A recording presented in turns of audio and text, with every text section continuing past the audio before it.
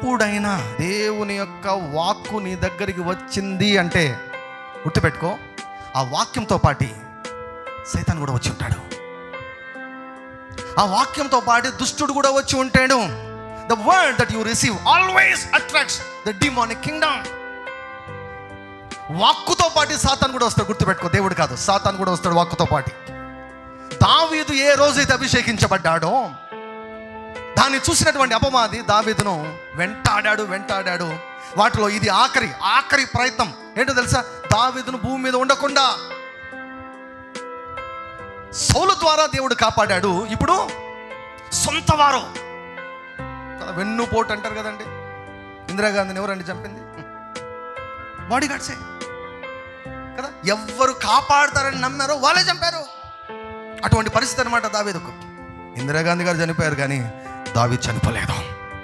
హల్లెలూయా, హల్లెలూయా. యెహోవా యందు నమ్మిక ఉంచిన వారిని ఆయన ఎరుగను. హల్లెలూయా.